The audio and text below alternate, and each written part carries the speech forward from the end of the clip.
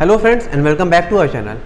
दोस्तों आज हम देखेंगे आप विंडोज़ 10 से डायरेक्टली विंडोज़ 11 में कैसे अपग्रेड कर सकते हैं, वो भी बिना किसी फॉर्मेटिंग के।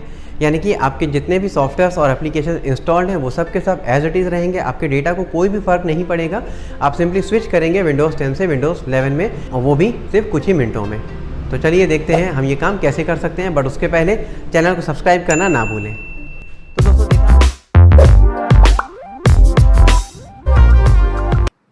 तो दोस्तों सबसे पहले हम चेक करेंगे हमारे सिस्टम में कौन सा ऑपरेटिंग सिस्टम लगा है और कौन सा वर्जन लगा हुआ है। उसके लिए आपको एक कमांड लिखना होगा जो कि है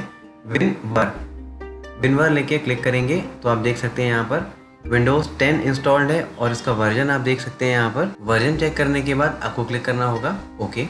अब हम जाएंगे गूगल में और यहाँ हम सबसे पहले सर्च करेंगे विंडोज़ 11 का स्पेसिफिकेशन क्या है, यानी कि सिस्टम रिक्वायरमेंट्स क्या है। उसके लिए हम गूगल में लिखेंगे विंडोज़ 11 रिक्वायरमेंट्स या स्पेसिफिकेशंस और इस फर्स्ट लिंक पर क्लिक करेंगे। वेबसाइट ओपन होने के बाद आप देख सकते हैं यहाँ पर सिस्टम रिक्वायरमेंट्स, इस पर क्लिक करेंगे और यहाँ हम देख सकते हैं विंडोज़ 11 की सिस्टम रिक्वायरमेंट्स क्या है। प्रोसेसर कौन सा चाहिए, रैम कौन सा चाहिए, स्टोरेज मिनिमम कितना होना चाहिए, फर्मवेयर कौन सा होना चाहिए, TPM मॉड्यूल, ग्राफिक्स, ये सभी डिटेल्स आपको यहाँ पर देखने मिल जाएंगी। थोड़ा स्क्रॉल डाउन करने पर हम देख सकते हैं यहाँ पर विंडोज़ 11 के नए फीचर्स क्या क्या होंगे। इसमें कई सारे फीचर्स हैं, 5G support, auto HDR etcetera. यहाँ पर आप देख सकते हैं कई सारे फीचर्स अवेलेबल हैं इसके। और यहाँ हम देख सकते हैं फीचर डेप्लीकेशंस एंड रिमूवल्स, यानी कि विंडोज़ 10 से क्या क्या हटाया गया है विंडोज़ 11 में, जो आपको फीचर नहीं मिलेंगे बट विंडोज़ 10 में अवेलेबल हैं। तो ये कुछ फीचर्स हैं जो विंडोज़ 11 में आपको अब नहीं देखने मिलेंगे। स्पेसिफिकेशंस चेक करने के बाद चलिए अब अपने सिस्टम को करते हैं अपडेट करने के लिए हमें जाना होगा स्टार्ट मेन्यू। यहाँ हम सर्च करेंगे विंडोज़ इनसाइडर प्रोग्राम। आप देख सकते हैं विंडोज़ इनसाइडर प्रोग्राम सेटिंग्स, इस पर जाएंगे और यहाँ आपको क्लिक करना होगा गेट स्टार्टेड। नेक्स्ट आपको अपना एक अकाउंट लॉगिन करना होगा, क्लिक कर लेंगे link an account. Next step आपको साइन इन करना होगा अपने माइक्रोसॉफ्ट अकाउंट में या फिर Gmail ID से भी आप यहाँ पर लॉगिन कर सकते हैं। इंसर्ट कर लेंगे हम यहाँ पर अपनी email ID, और अगर आपके पास अकाउंट नहीं है तो आप नया अकाउंट भी यहीं पर क्रिएट कर सकते हैं। मेरा ऑलरेडी अकाउंट बना हुआ है तो मैं अपनी email ID इंसर्ट करूँगा और क्लिक करेंगे नेक्स्ट। अपना पासवर्ड इंसर्ट करेंगे। अगर आप पासवर्ड भूल गए हैं तो आप फॉरगॉट पासवर्ड पर क्लिक करके अपना नया पासवर्ड रीसेट कर सकते हैं। पासवर्ड लिखने के बाद क्लिक करेंगे साइन इन एंड नेक्स्ट। थोड़ी सी प्रोसेसिंग, अगेन थोड़ी loading and now pick your insider settings. यहाँ पर 3 ऑप्शंस अवेलेबल हैं, डेवलपर, बीटा। तो हम क्लिक करेंगे डेवलपर एंड कंफर्म। यहाँ कुछ इसके एग्रीमेंट है, इसे भी हम कर लेंगे confirm and finally restart now. हमें सिस्टम को एक बार रीस्टार्ट करना होगा और तब जाके हम जो है इनसाइडर प्रोग्राम के अंदर ज्वाइन कर सकते हैं। Eight any point of time आप चाहें तो इस प्रोग्राम को लीव भी कर सकते हैं। आपको ऑप्शन दिया गया है लीव इनसाइडर प्रोग्राम। तो अब कर लेते हैं सिस्टम को रीस्टार्ट। सिस्टम रीस्टार्ट हो चुका है और अब हम देखेंगे विंडोज़ अपडेट में आपको यहाँ पर देखने मिल जाएगा विंडोज़ 11 इनसाइडर प्रीव्यू, जो कि डाउनलोड होना स्टार्ट हो चुका है। एंड एक बार और रीस्टार्ट। दोस्तों हो सकता है डाउनलोड होने में थोड़ा टाइम लग जाए, बट रीस्टार्ट के बाद आप देख सकते हैं हमारे पास आ चुका है क्लीन एंड फ्रेश विंडोज़ 11। यहाँ पर आप देख सकते हैं टास्क बार सेंटर में दिया हुआ है और कुछ जो का व्यू है वो लगभग एंड्रॉयड से थोड़ा मिलता जुलता है। यहाँ पर आपको आपके यूज़र का नाम देखने मिल जाएगा, यहीं से आप सिस्टम में साइन आउट, लॉक वगैरह कर सकते हैं। और राइट साइड में आपको बटन मिल जाएगा शट डाउन करने के लिए।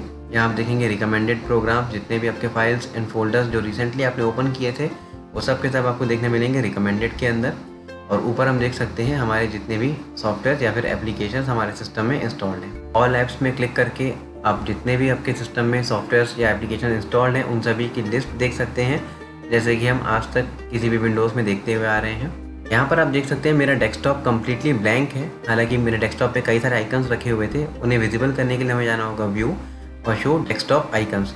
तो हमारे जितने भी फाइल्स, फोल्डर्स, एप्लीकेशंस थे वो सब के सब यहीं पर हैं। आप इसे eight any point of time hide या अनहाइड कर सकते हैं। नेक्स्ट ऑप्शन यहाँ पर देखें, आपको ऑप्शन मिल जाएगा सॉर्ट का, undo, new item. New item में आपको ऑप्शन देखने मिलेगा न्यू फोल्डर या फिर न्यू फाइल्स। नीचे आपको ऑप्शन देखने मिल जाएगा यहाँ पर ओपन विंडोज़ टर्मिनल। इस पर क्लिक करके आप विंडोज़ पावर शेल ओपन कर सकते हैं, जो कि ऑलमोस्ट डॉस की तरह दिखता है, और इसमें आप अपना काम कर सकते हैं। इसे कर लेते हैं क्लोज। और अगर आपको लगता है यहाँ पर कुछ ऑप्शन मिसिंग है तो आपको लास्ट ऑप्शन में जाना है और अब आपको ये जो ऑप्शन विंडोज़ 10 में मिलते थे सेम ऑप्शन यहाँ पर देखने मिल जाएंगे, जैसे कि रिफ्रेश एंड ऑल। अगर हम सेटिंग्स में जाके देखें तो हमें सेटिंग्स दिखती हैं कुछ एंड्रॉयड टाइप का यहाँ पर व्यू दिया गया है, यानी कि जैसे हम हमारे फ़ोन में किसी भी सेटिंग्स को ऑन ऑफ इजीली कर सकते हैं या फिर कोई भी सेटिंग समझने में आसानी होती है, कुछ उसी टाइप का व्यू यहाँ पर विंडोज़ 11 के अंदर दिया हुआ है। अब यहाँ पर देख सकते हैं डिस्प्ले की सेटिंग चेंज करना हो या फिर सिस्टम की कोई भी सेटिंग आप इजीली ऐसे चेंज कर सकते हैं जैसे कि आप अपने मोबाइल में काम कर रहे हो। कई सारे सेटिंग्स हैं, चाहे वो डिस्प्ले की सेटिंग्स हो या फिर विंडोज़ अपडेट अगर आपको चेक करना हो, आपका कौन सा वर्जन का विंडोज़ चल रहा है यहाँ पर, तो आप सिंपली क्लिक कर सकते हैं यहाँ पर विंडोज़ अपडेट और हम देख सकते हैं यहाँ पर you are up to date. आप at any point of time चाहे तो विंडोज़ 10 में वापस स्विच कर सकते हैं या फिर विंडोज़ 11 के और अपडेटेड वर्जन जो आते रहेंगे उन्हें भी अपडेट कर सकते हैं। यहाँ हम देख सकते हैं स्टार्टअप ऐप्स, कई सारे ऐप्स जो स्टार्टअप पे चालू हो जाते हैं। जैसे ही आपका कंप्यूटर स्टार्ट होता है तुरंत ये ऐप्स बैकग्राउंड में स्टार्ट हो जाते हैं, तो कई बार हमारे कंप्यूटर को स्लो भी कर देते हैं। आप इन ऐप्स को स्टार्टअप में ही ऑफ करके रख सकते हैं। नेटवर्क एंड इंटरनेट कनेक्टिविटी यहाँ से आप देख सकते हैं, वाईफाई से कनेक्शन कितना आसान है यहाँ पर। और अगर स्टार्ट मेन्यू की बात करें तो कोर्टाना तो हट गया है, लेकिन यहाँ पर आपको बटन देखने मिलेगा सर्च का, जहाँ क्लिक करके आप कोई भी एप्लीकेशन ईजिली सर्च कर सकते हैं। नेक्स्ट बटन यहाँ पर दिया हुआ है टास्क, आपके जो भी टास्क चल रहे हैं वो सभी आप यहाँ से देख सकते हैं। इवन अगर आप चाहें तो अलग अलग डेस्कटॉप भी क्रिएट कर सकते हैं। पहले हमें डेस्कटॉप क्रिएट करने के लिए अलग से शॉर्टकट कीज़ की ज़रूरत पड़ती थी, लेकिन यहाँ पर आप डायरेक्टली क्लिक करके कई सारे डेस्कटॉप क्रिएट कर सकते हैं और इजीली उनमें स्विच भी कर सकते हैं। नेक्स्ट बटन जो स्टार्ट मेन्यू में दिया है वो है विजेट्स। विजेट्स में जाके आप देख सकते हैं यहाँ पर कई सारे अलग अलग विजेट्स आपको देखने मिल जाएंगे। जैसे यहाँ पर हम देख सकते हैं कई सारे अलग अलग न्यूज़ आपको यहाँ पर देखने मिलेंगी और ऐसे ही कई सारे और विजेट्स आप यहाँ पर ईजिली देख सकते हैं। और अगर हम जाएँ फाइल एक्सप्लोरर में तो यहाँ पर आपको जो आइकन्स का शेप है या फिर जो आइकन्स का स्टाइल है वो आपको कुछ नया देखने मिलेगा एज़ कम्पेयर टू विंडोज़ 10। अगर हम किसी ड्राइव पर राइट क्लिक करते हैं तो यहाँ पर आपको कुछ ऑप्शंस जो हैं वो नए भी हो सकता है देखने मिले। कॉपी और पेस्ट करने के लिए यहाँ पर आइकन्स दिए हुए हैं और अगर आप क्लिक करते हैं शो तो यहाँ पर आपको जो पुराना पॉपअप मेन्यू था वैसा ही देखने मिल जाएगा। ऊपर टाइटल बार के जस्ट नीचे अगर हम देखें तो हमें यहाँ पर कट, कॉपी, पेस्ट, रीनेम ये सभी काम करने के लिए यहाँ पर शॉर्टकट बटन्स दिए हुए हैं। यहाँ पर कहीं भी आपको टेक्स्ट देखने नहीं मिलेगा कि कट करना है या कॉपी, आपको डायरेक्टली आइकन से ही आइडेंटिफाई करना है। ये कट, कॉपी, पेस्ट और रीनेम के बटन्स हैं। तो ये था हमारा विंडोज़ 11 का एक छोटा सा प्रीव्यू। तो दोस्तों देखा आपने कितनी आसानी से आप विंडोज़ 10 से विंडोज़ 11 में इजीली स्विच कर सकते हैं, वो भी सिर्फ कुछ माइन्यूट स्टेप्स को परफॉर्म करके। और अब आप अपना नया ऑपरेटिंग सिस्टम भी यूज़ कर सकते हैं जिसके कई सारे फीचर्स हैं।